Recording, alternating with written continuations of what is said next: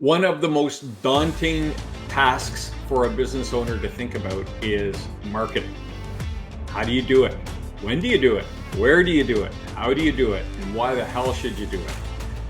Today, we're going to talk about how to start and build your online marketing strategy and start wading into those online marketing waters.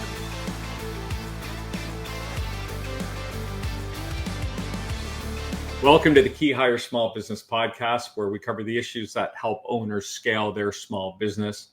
I'm Corey Harlock, creator of KeyHire, and I'll be your host. Today, we have Corey Morris, another Corey. It's going to be confusing. He is the owner of Voltage, a digital agency partner for exceptional marketing, design, and development that helps businesses achieve their goals. A couple interesting things about Corey. He has a unique story in the ad agency space. Learning digital expertise and ultimately going from employee to owner in his own entrepreneurial journey. So he's speaking from experience. He's personally seen a tornado. He's joining us from Kansas City, Missouri today. And he's also published a book last year and it became an Amazon bestseller. Pretty cool. And I'm sure we'll put a link to that in the liner notes at the end of the show as well. So Matt, let's bring on Corey. How you doing? Good. Thanks for having me. Hey, my pleasure, man. Hopefully no tornadoes sweep through Missouri while you're sitting here talking to us. Hopefully not in this moment. It's been wild. That one I saw was in college and that was a crazy experience. Was it like whipping through the area? It came through the weekend before finals week and just did all kinds of destruction on our campus and house I was living in with a bunch of guys. You know, we were smart enough after we were standing on the deck and saw debris in the air to realize what we were looking at. And we actually did go to the basement for a minute and heard the freight train noise and ran upstairs, and I opened the front door of the house. It sucked open. A basketball-sized piece of hail fell in the driveway, and we just watched the tornado come off of campus and just go out into the countryside, taking out forest on the way. Well, it's one of those things that's cool to be able to say you saw years ago, right? You don't want to be seeing it like yesterday. You'd still be a little traumatized. Yeah, canceled finals week and didn't kill any or injure anyone. And, not at my house. Well, that's the main thing. So, Corey, we've done a lot of shows on marketing and how to do it. But I thought what was interesting when we kind of talked earlier was wading into the waters of how the hell do I start this? How do I figure it out? Everyone wants to give you advice. And I'm the same. I talk to people and they're always saying, Corey, why aren't you doing this? Why aren't you doing that? And it's easy. It only takes 15 minutes a day and you can do this and you can do that. And immediately I feel this sense of overwhelm because I'm a small business owner too. So I resonate with this stuff and it can get and feel very overwhelming very quickly. So what I'm hoping today we can do is just kind of like talk about, as I say, the first bite of the elephant, right? What are those baby steps a business owner can take to kind of wade into these online marketing waters? Yeah, I love that. And that's starting with why, not to steal like Simon Sinek's book, but that's what really matters. And so, I love the topic. Cool, man. Well, we always like to start with definitions. So kind of let's talk about what is online marketing, maybe some of the different platforms, some of the different tools. Let's start with overwhelm. Let's start with just throwing them all out there. And then maybe as we get through this, we can start helping people understand how to kind of divide and conquer or chisel it down and pick what they want to do. Because you can do a lot, right? Yeah. Yeah. So when it comes to digital marketing as a term, that's the prevalent term now, but it started as internet marketing and then online marketing. And then we coalesced around the term digital marketing more than a decade ago now. But that term in and of itself, that's not a channel or a platform, right? That's just a kind of an umbrella term or a categorical term. People will use terms still like internet and online. They will use terms like inbound and outbound and, earned and owned media, and all of that gets blended together. But really, a lot of the same things fall under that, and a lot of the recognizable things are more down into either channels or platforms. So channels, one level down, would be things like search engine optimization or pay-per-click marketing or email marketing or social media or programmatic. And those are the channel categories, right? And then What do you mean by programmatic? Yeah, so that would be advertising with a through a third party media platform that is based on, in many cases, display ads that show up and based on either sometimes based on behavior, sometimes based on demographic targeting, or a combination of both. And so in those channels, then you get down into platforms specifically. So a platform under social media would be, Meta, which then breaks out into Facebook and Instagram, or you can get down into X or LinkedIn if you're, especially for B2B. When you're looking at search engine optimization channels, the big one is Google that you think about, but they're, Microsoft and Yahoo are in that space, and other places people search. And so, the understanding that digital marketing is an umbrella term, and then you have channels and platforms is important, because often we start in the weeds somewhere, right? We'll think of, okay, well, what are we doing for Facebook, or what are we doing over here? And they're not always as integrated or thinking top down. A lot of times we think bottom up as well. Guilty. I've done it. Me too. So you threw a bunch of funky terms out there: inbound, outbound, and then you said there's another kind of earned and owned media gets more into the PR space, and PR then mixes in with marketing and advertising. And okay, and then what do you mean by inbound or outbound? And I'm sure most people understand this, but it's worth talking about. Yeah, so digitally, that's where sales and marketing sometimes blend over, as all these other disciplines that, it used to be in the old days, it was like advertising.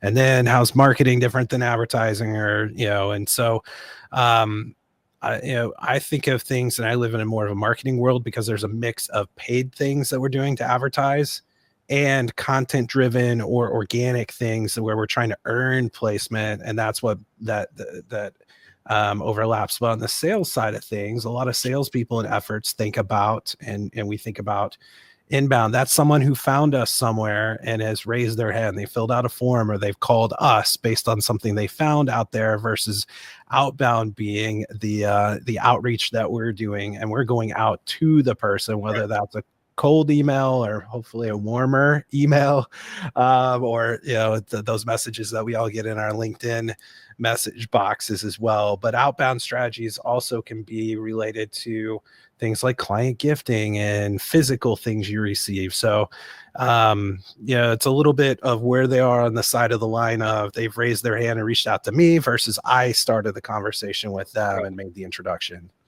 And then there's also the mix of, you talked about sales and marketing being aligned in the sense of having your framing yourself as a subject matter expert, or showing the quality of the product or the service you're, giving information out to establish a bit of a rapport before asking for something back. That's another side of it, correct?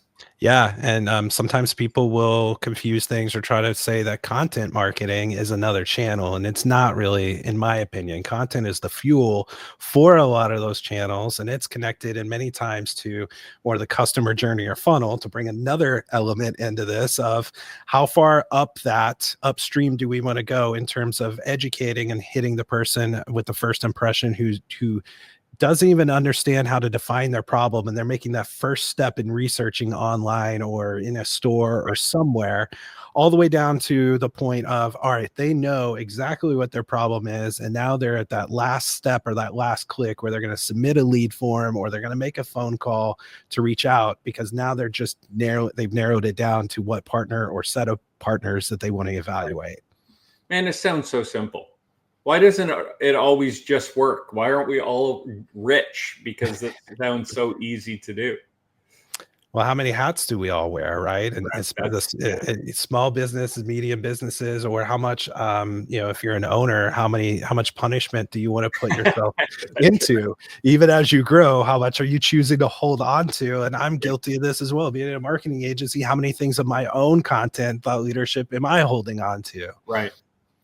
So we want to really get into the micro and kind of the initial steps, and then we found one of the best ways to do that is to talk about mistakes you've seen people make. And in that, we can talk about, really getting into the micro. And for all intents and purposes, let's just kind of remove budgets out of this, depending on a budget. Let's say, I'm a small business owner and I'm thinking, I sell B2B, and I'm thinking, what platform should I look at? How should I wade in the water? My time is limited, right? Two biggest excuses of a small business owner: I don't have the time, I don't have the money. So if we go from that context and we're trying to sell a B2B, a lot of the people listening are, manufacturing or warehouse distribution, or they could be selling services. So how would they start? What are the baby steps that you would take, and what are some of the mistakes you might have seen people make? Yeah. There's a number of them, but I'll start with a couple key ones, because these are some of the common ones and the ones that might resonate the quickest with someone who's frustrated in an owner or, an executive seat who's not necessarily. So the first one is, we just been doing these activities because either we've done them forever or someone said we should do them. And that could be anything from, we post 7 times a week on LinkedIn and a few times on Facebook, and we write a blog post every week. But there's a disconnect here in the bigger picture part of this. So the challenge is, there's a disconnect between tactics or activity and ROI. And the aspect that's missing is, or thinking of, marketing as this thing we do, or this set of activities, and we don't necessarily know how to connect it to ROI, or we've just been doing it a certain way, or someone is doing it a certain way on our behalf, and we've never looked at it like we would other investments we make in our business with an expectation of ROI. And I don't say this in a self-serving way, being on the service side, of trying to hold on to, don't fire your agency when things get rough, but maybe you should reevaluate what you're getting, because if you're not looking at marketing as an investment with an expected return on investment, much like you would on anything that you're doing in a stock market or anything else, or with the mutual fund of long and short term strategies related to those, and it's just an expense, then it's going to be a painful line item if it's just sitting over here like anything else in overhead, versus something that you're investing in to build your business. So that's connected to a lot of different things in terms of stories. And when I see someone questioning, like, why are we doing all this, spending all this time or money or both to create all this content, or we're getting a whole bunch of reports or analytics, but they don't mean anything, or I see a bunch of impressions and clicks and a bunch of acronym, soup for all these metrics, but I'm not seeing more leads or conversions or sales accepted leads and things that actually turn into customers and lifetime value. Yeah, that was a lot. So, yeah, and I think another mistake we make as business owners is we will take someone who's an admin or doing another role for us and say, oh, you seem to understand what's going on in the social media world. I want you to do our marketing as well, our online marketing. And I talked about this before. I call it breaking people's neck, right? We give them a job where they're facing forward, and then we give them another role to do, but it's the exact opposite of that, where they have to get into a whole different headspace and they have to kind of break their flow. And then the online marketing, maybe they do an okay job, but their other job suffers. Yeah. Or both are done okay when they used to do one job really well. And we see that as maybe a time saving. So I find that that's a really interesting topic around, we're doing it, we're pumping it out but there's no ROI on it.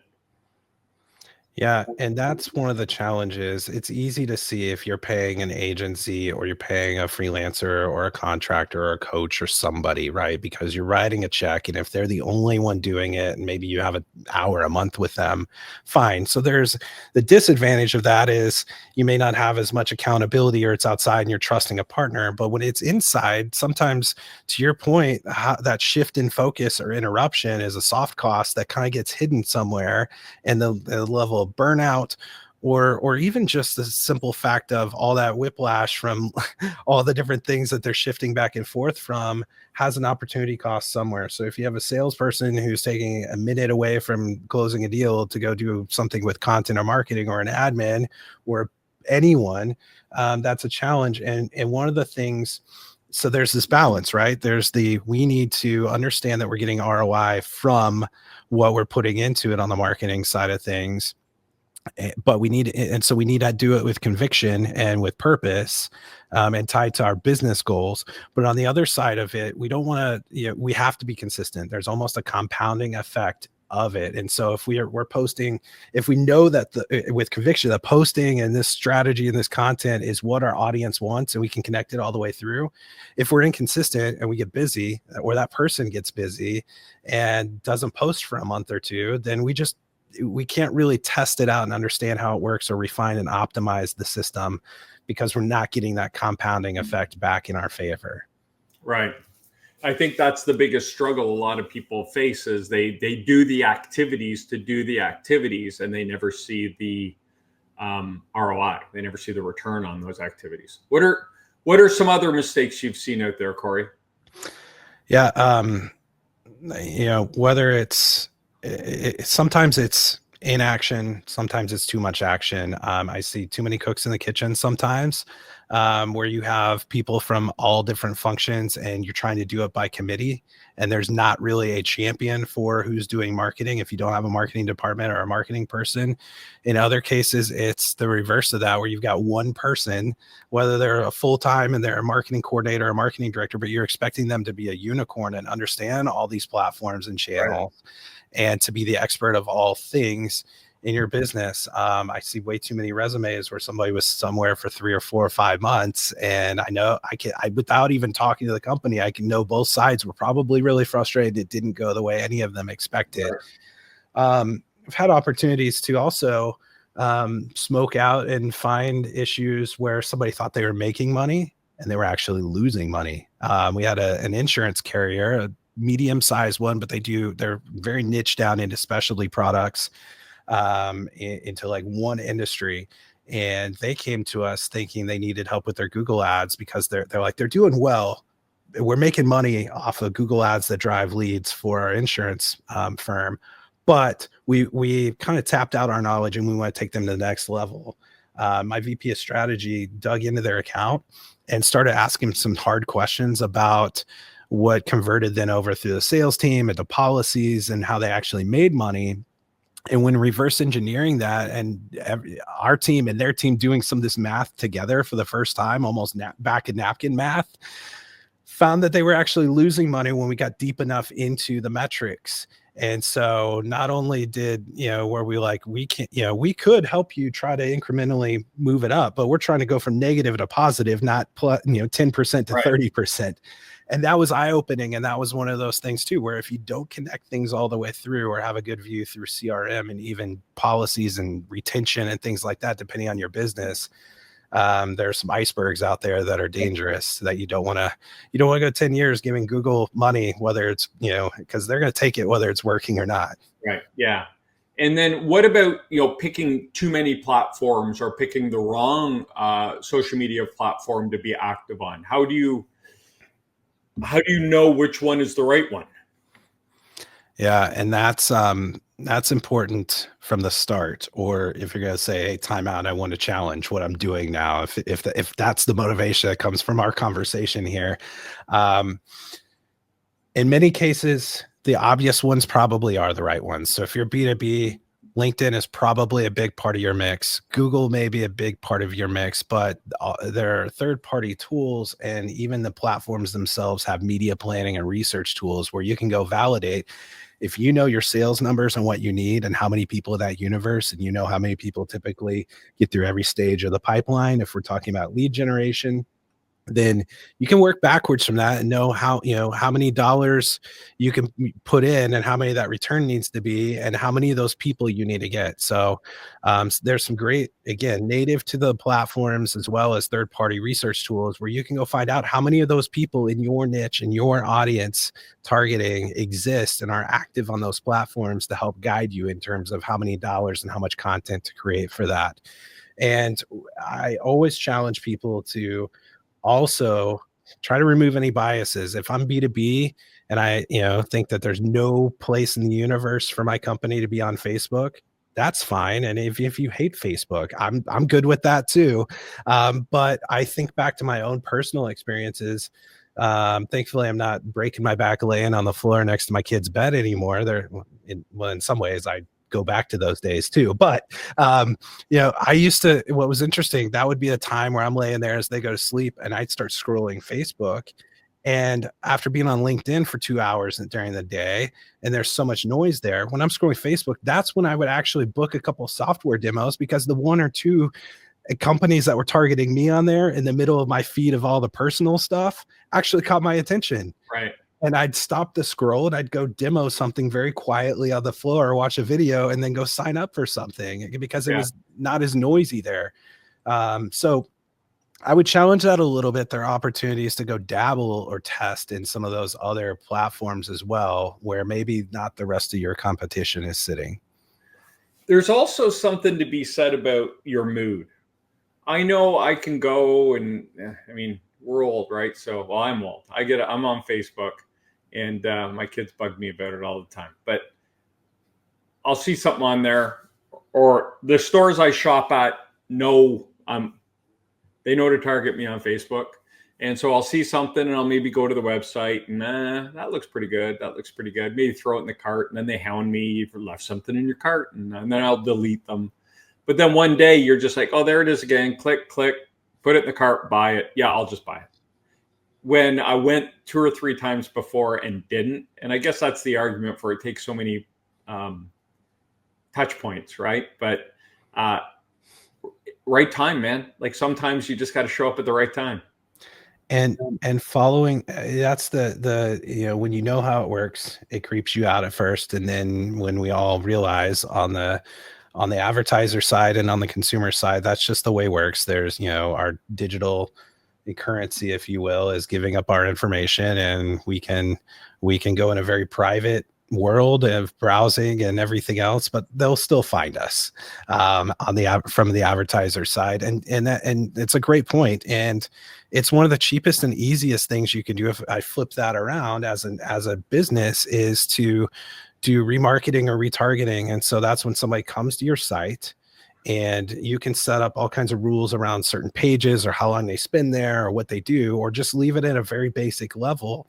And you can do this through Google. You can do this through Facebook, as your example is, and essentially follow people around the web and only pay for those people who have already indicated some interest, or they have some awareness because they've been to your site.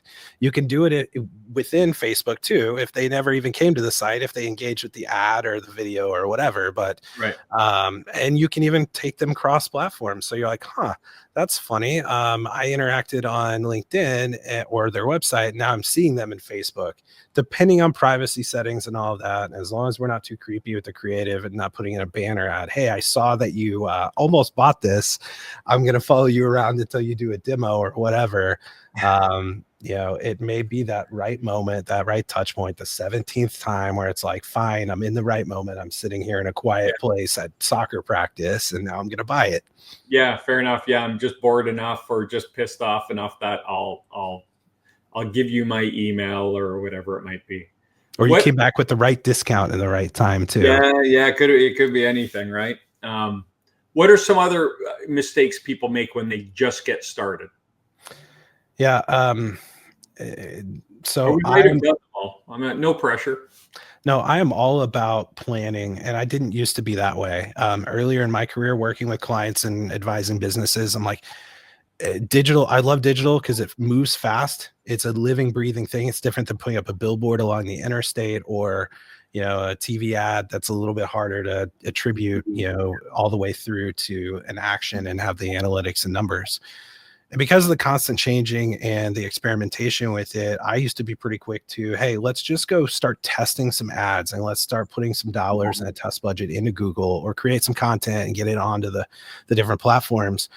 I've taken a step back because a lot of big agencies and big corporations had these 6-month-long planning processes and these $150,000 strategy sessions, which made me sick. So I'm like, I could go find something out in Google in $20,000 and we'll have a well-defined machine. But I've pulled back even from that because I feel like it's reckless now with how many changes and how many variables and how self-serving some of those platforms are. As I mentioned a minute ago, it'll take your money, whether you're seeing ROI or not. Right. That I feel like we need to have a timeout, whether it's a 30, 60, 90-day process to work through defining exactly who we want to target, what our ROI is, like we talked about earlier, and work through planning it out. And then testing it instead of putting, saying, well, it's optimization. We're going to figure it out as we go. We're going to test and learn. That's a phrase that I've removed from my vocabulary because test and learn is expensive. And again, if you're paying me, or even if you're doing it in-house and you're putting dollars into an ad network and you're testing in it, that's the most expensive place to test. If you haven't done at least a base level of research before you start to give it your best chance of and the best idea of how it's going to perform before you turn it on. Right. Okay. Yeah, I like the remove the test and learn and just kind of play with some stuff. Again, it can get so big. So let's kind of move into your best 3 to 5 pieces of advice. I'm a small business owner. I have no time, no money, and I want to dip my toe in this online marketing world. What are the first steps you recommend? Yeah. I'll beat the drum for one more second quickly about know your numbers. You know your numbers in most areas of your business. You probably know what your growth goal is for the next year. Yep. As a company. Distill that back down to what your expectation is on marketing to know for every dollar that you want to spend, how many dollars you need to get back or what that looks like for your return on investment. And then you can take that deeper. So if you're involved in it and you're going to wear that hat, or you're going to expect somebody in your company to wear that hat, or someone you pay outside of the company to wear that hat, you've got to be willing yourself to have a base level of understanding of the subject matter, not just definitions, not just acronyms, but you got to be able to understand what someone is talking about as they converse with you. So it's not intimidating. So there's not a disconnect. So you're not frustrated 6 months down the road that, hey, they're giving me all these metrics and reports and I don't really see it in terms of revenue or profit or whatnot. The bamboozle. Look at all these great results, but none of them have a dollar sign in front of all these green and up and to the right graphs, but now there's a disconnect and nobody's connecting the dots. And the next level would be understanding, going a level deeper and understanding really how to pivot, when to make the call. And then this is a harder one because you've got to get more than just understanding what somebody's talking about. You got to know well enough do we need to pull the plug or should we be doubling down? Have I waited long enough to get the compounding effects, or is somebody, telling me we should continue to do these activities, but they're outdated or they're not right and we didn't optimize or pivot quick enough? And so that's a more challenging one. That's like level 201 stuff, but that's where you need to be. That sounds to me like, are you an inch away or a mile away? Right? Yeah. Are we one tweak away or 1 or 2 more kind of split tests away from nailing this? Or are we just split testing to see if we can make something that's got no chance of working, right? Split testing for the sake of split testing with no hope. Yeah. And again, we don't want to overreact and pull the plug on a small sample size, but at the same time, we don't want to just blindly put dollars in the machine and hope that the action or the result is going to be different. Right. 6 months later. And often, some of that comes down to, as I mentioned, in the second point of how well you know the subject matter, but it's really understanding how this all flows through the business and getting feedback. And some of that might be from sales teams. Some of that might be from customer service or retention or customers themselves, and getting a 360 view. Some of the things that sometimes, unfortunately, if you put dollars in and you get too far into it, you're like, why, sales teams like, why is everybody beating us up on price? Well, that may indicate that it wasn't necessarily a marketing problem. It was a brand problem or brand strategy or lack thereof, where we didn't have a strong enough messaging or differentiation in what we were sharing in our content. And so we were perceived as a commodity, where maybe those clicks we got were great that we got them, but we didn't differentiate far enough upstream. So now we're competing on price. And unless you're the low price leader, you don't want to be in that place. And that also goes back to doing your homework and knowing your customer and what you're selling, right? Because that could just be the verbiage on your message isn't clear enough, or you're sending the wrong. You've created your verbiage to get a click, and then once they get there, they're like, "Oh, that's not what I expected," right? It's I think I've told the story before. You remember Tony Robbins used to do the Money Masters, the discs way back when? Yeah. I signed up for that, and every month for the low price of $99 a month or whatever, Tony would send me a disc. But I'd listen to them. And those guys on those discs, I mean, they're still out there hawking stuff, right? But they would walk, if there is a line, they walked with one foot on either side of that line, from being sleazy to being brilliant. Yeah. And they justified everything by saying, if you know how to solve someone's problem, you're obligated to get it into their hands. And that was their way of justifying whatever you had to do. Whatever tactic you had to use to get them to buy it was justified because you were righteous and you could help them, right?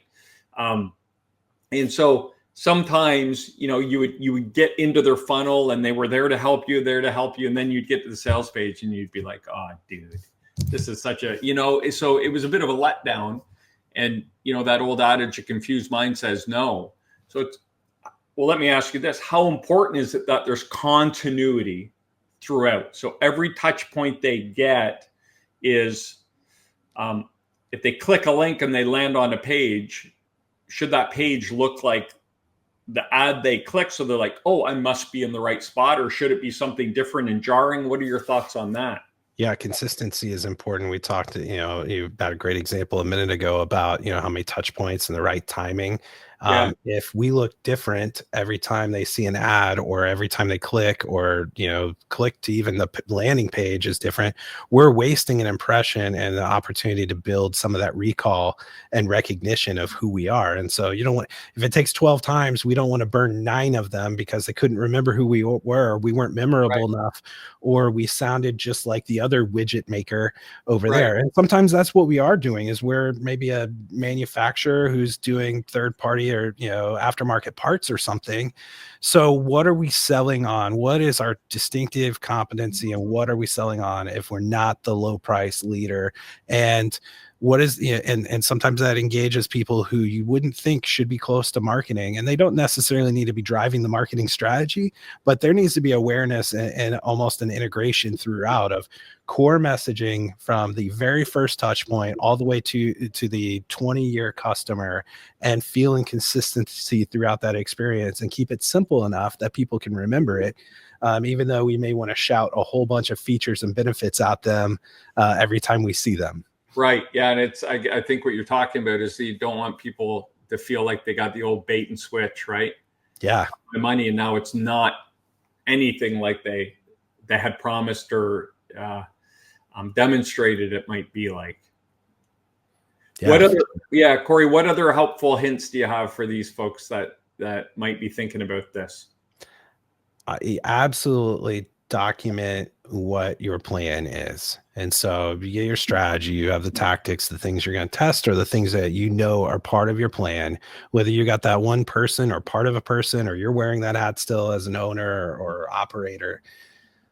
get it on paper or get it digitally somewhere, keep it in front of you and keep the summary of what you're doing and why in front of you. Because some of the worst things that happen are we get busy and we put it on the shelf and we stop, and then we can't objectively measure it or judge it later of whether it worked or not.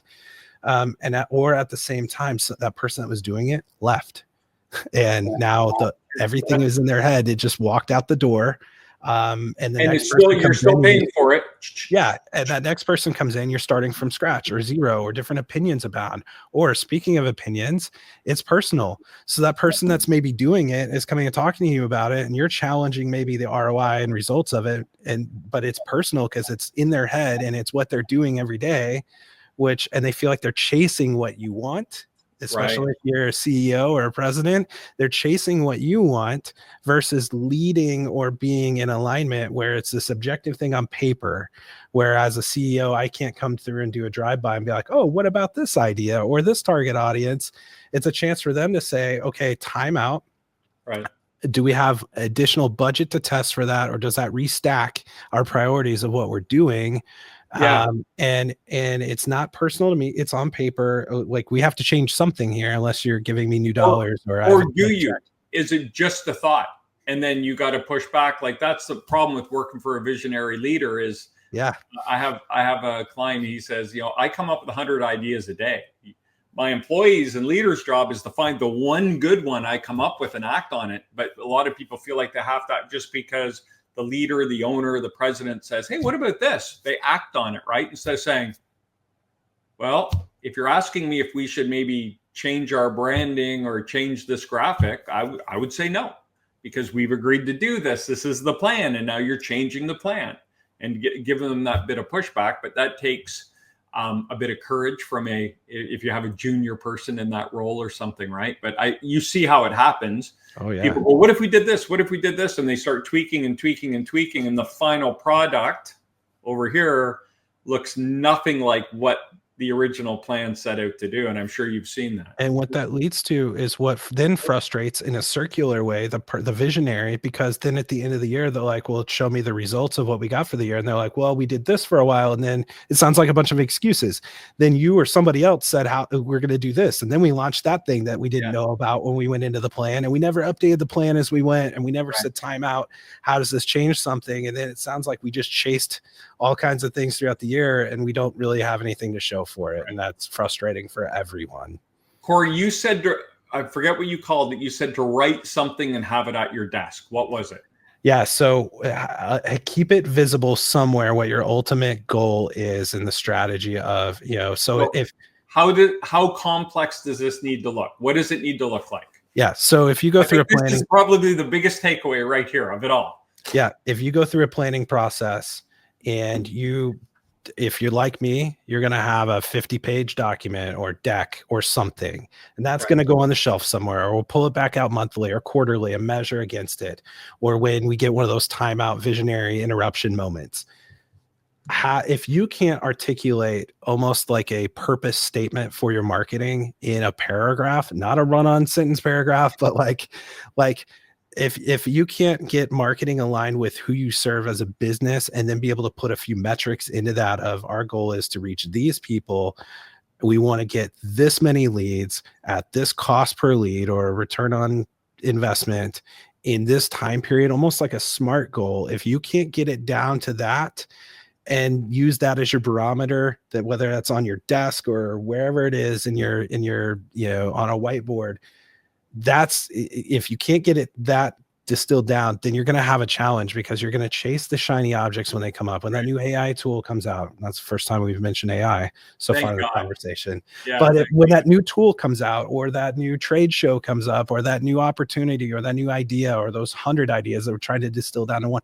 if you can't point it back to that set of goals, then why are we doing it? And it's a distraction and gets us off track.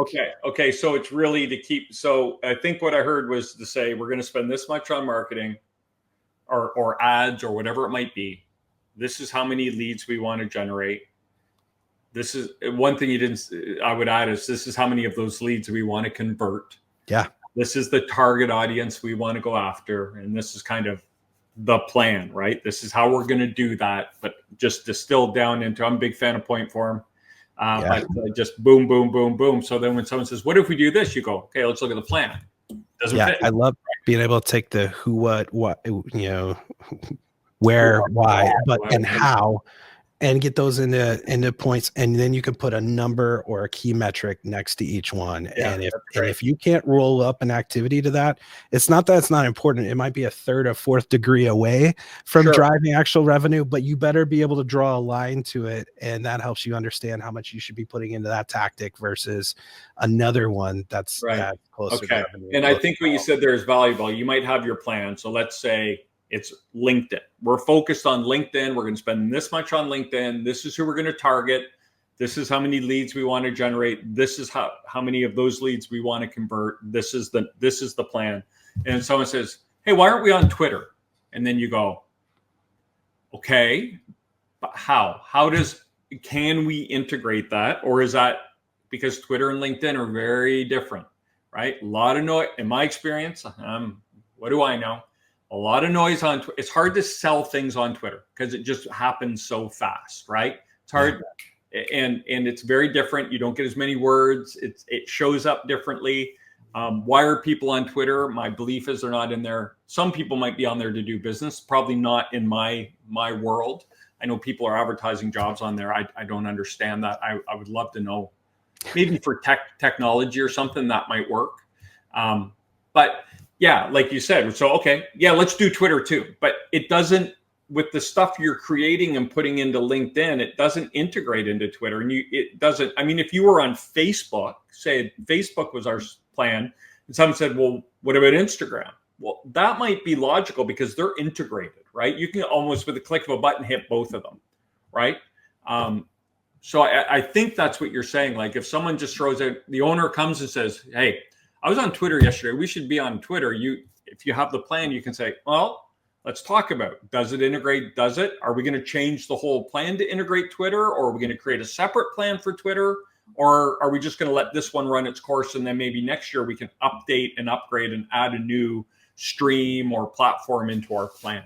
Is that kind of what you were saying? That is a great example because I'm all about scaling and efficiency as well. So if we're investing or creating content, content is fuel for those channels and platforms, right? And so I want to create it and scale it in a way that makes sense.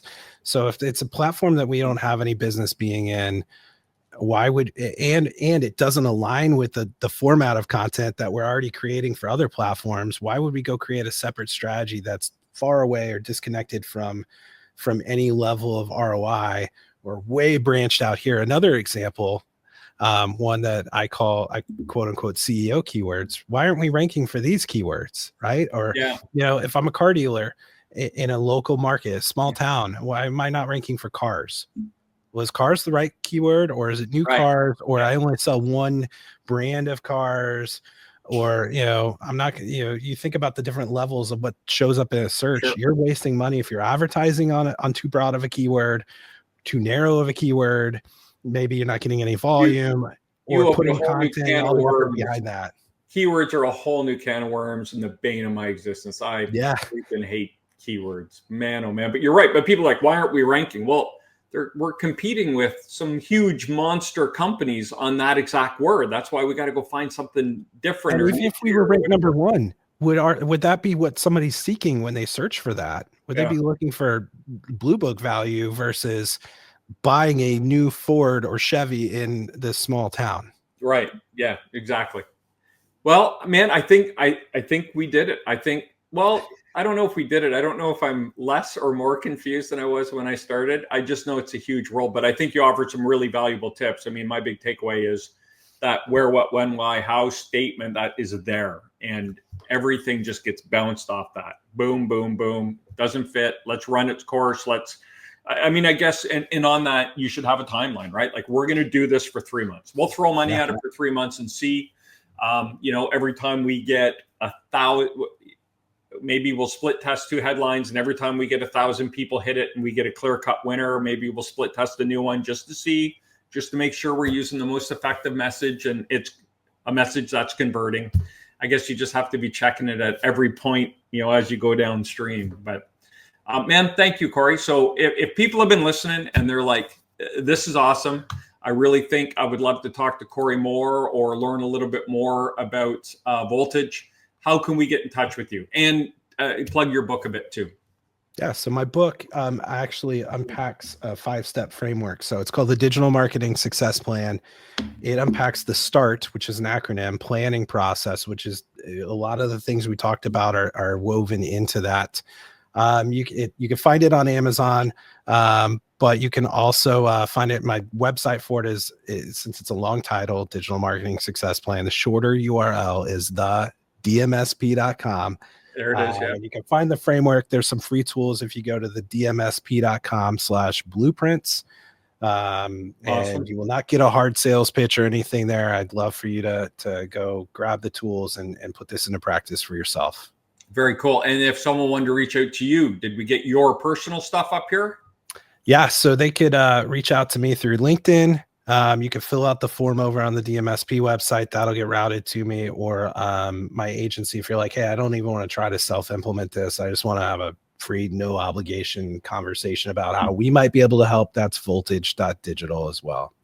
Very cool, man. Hey, thank you so much. That was awesome. It was enlightening, and marketing is a big deal for business owners, and I know it's a daunting one. So thanks for breaking it down for us. It was great. Yeah, thanks for letting me nerd out. I appreciate it. Yeah, stay safe over there. Hopefully, are you in or out of hurricane season? You must be in the middle of it, right? Or coming into it. We are in the middle of, it's like tornadoes this past week and past couple days, and then now they're like, oh, it might snow this weekend. I'm like, no, as I'm gonna go sit at my son's baseball practice. Amazing. Bundle up, buddy. Bundle up. All right. Thanks, Corey. Appreciate it. Yeah, thank you. Stay safe. All right, there you go. Corey Morris from Voltage. Awesome conversation. Great guy, super smart. I'd like to thank you for tuning into the KeyHire Small Business Podcast. If you got value out of the episode today, you want to keep up to date on our new episodes, make sure you subscribe here on the YouTube channel. We'd love that. Leave us a comment. Let us know if there's any topics you'd like us to discuss. We are here for you. If you prefer to listen to your podcast, you can find us on Apple or Spotify or whatever your favorite platform is by searching up the KeyHire Small Business Podcast. I'd like to thank you for listening. I'm Corey Harlock, and until next time, stop grinding, start growing.